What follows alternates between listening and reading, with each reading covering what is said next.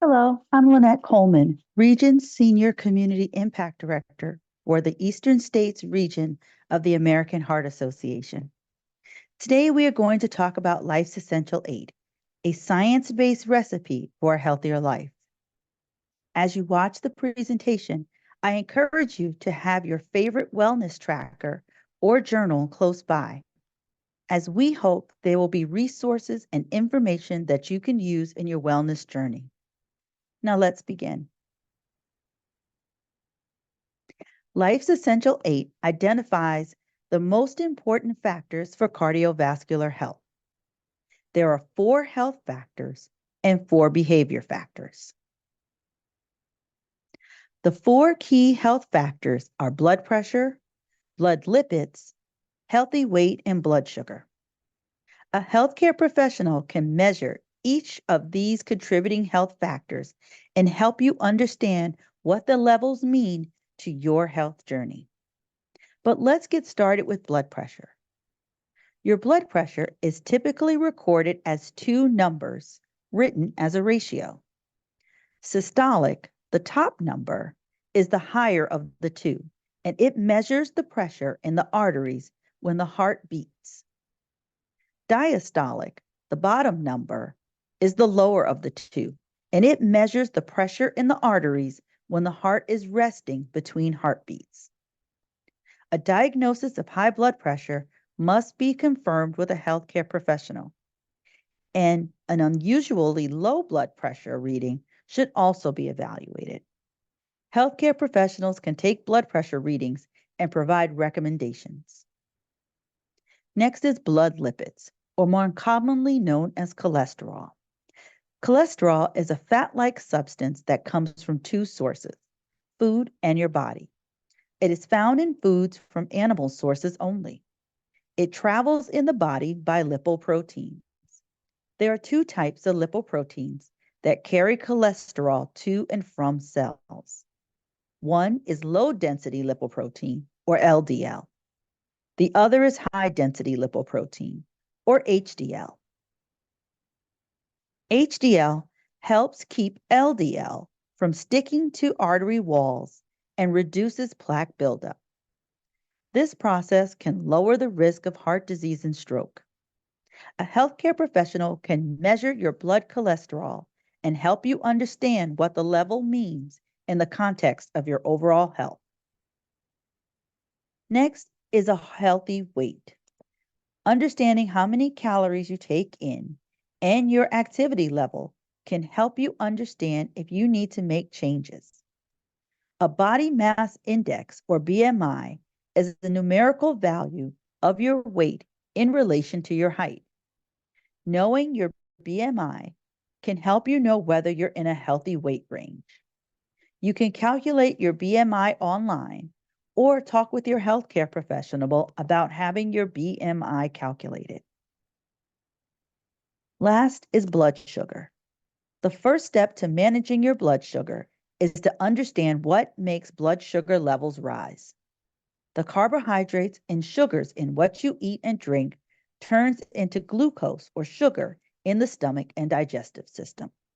Glucose can enter the bloodstream, and a healthcare professional can take your blood glucose reading and provide recommendations. If you are diagnosed with type 2 diabetes, you'll need to monitor your blood sugar levels regularly. Now let's talk about the 4 key health behaviors.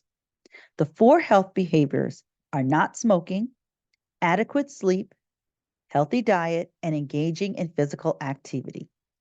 We're going to talk about how to improve each of these health behaviors. Improving sleep. Getting enough sleep can lower your risk of chronic diseases and type 2 diabetes.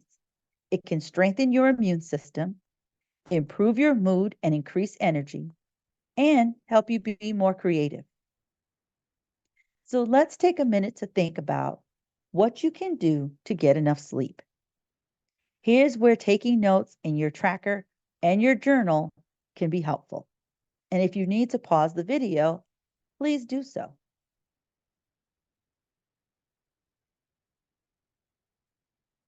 Let's think about what we can add to get more sleep. Most adults need at least 7 to 8 hours of sleep each night, including weekends. Natural light exposure during the daytime and regular exercise make it easier to fall asleep. Consistency. Go to bed and wake up at the same time every day, weekends included. Let's think about what we can get less of to help us with our good sleep habits. Let's wind down before bed with reading or relaxation techniques. In the evening, avoid heavy meals, alcohol, nicotine, and caffeine. To take care of your digital well-being, set a do not disturb time or try a go to bed alarm and keep your screen time in check.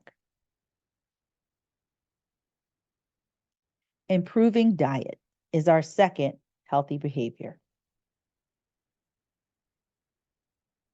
True or false? When it comes to getting your fruits and vegetables, fresh is always best. False. A healthy diet can include fresh, frozen, canned, or dried produce. And look for no sugar added or no sodium added on the labels. The benefits of improving your diet. A heart-healthy diet can lower your risk of heart disease and stroke. Fruits, veggies, grains, omega-3 fatty acids, and lean meats can keep depression at bay. And fruits and veggies are linked to higher levels of happiness. So what can you do to improve your diet? Remember, feel free to pause the video while you take some notes and jot down your thoughts. Let's think of what we can add more of. Aim for more whole grains. Some surprising sources of plant-based proteins are foods like tofu, quinoa, mushrooms, beans and legumes, nuts and seeds, artichokes, asparagus, broccoli, Brussels sprouts, collards, corn, potatoes, peppers, spinach, sweet potatoes, and turnips. This assortment can help you find some great nutritious options. Watch for added sugar and sodium, which can be hidden in lots of unexpected places. Also try to limit your consumption of alcohol, refined carbohydrates, full-fat dairy products, and tropical oils like coconut and palm.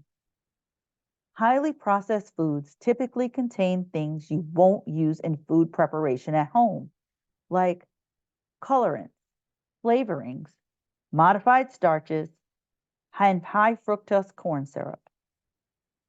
Some examples are packaged chips and cookies, white bread, packaged pasta, frozen pizza, even those energy and protein bars, sweetened breakfast cereals, and even baking mixes and instant soups can be high in sodium and sugar. Let's think about improving activity. The benefits of moving more can include weekly exercise boosts your immune system. Weekly exercise can also flood your brain with feel-good chemicals and improve your mood. Exercise and moving more can lower blood pressure, reduce the risk of heart attack and stroke, and control blood sugar. Also, there's the benefit of helping you to improve sleep. So what can you do to move more? Again, feel free to pause the video.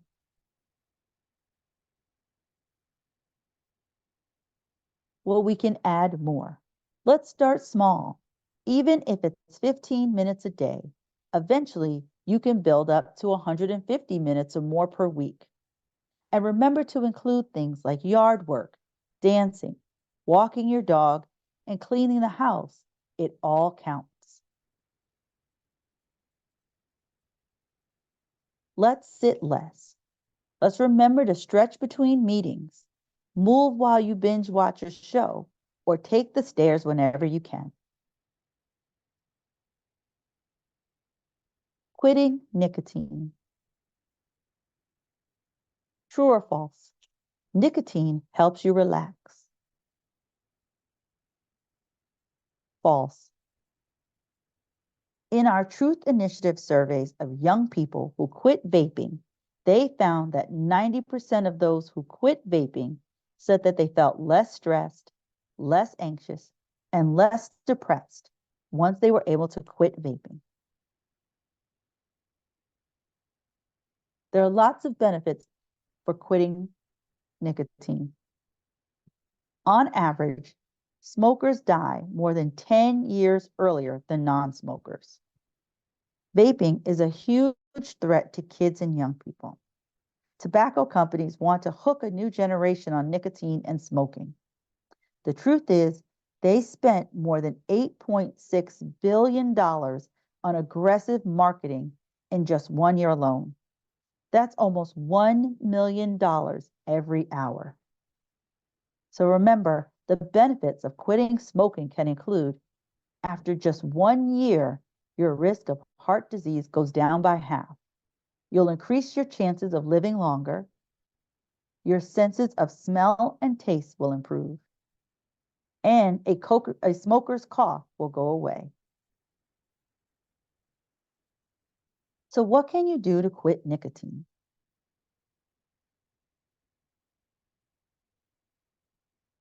Well, there's some activities that you can add.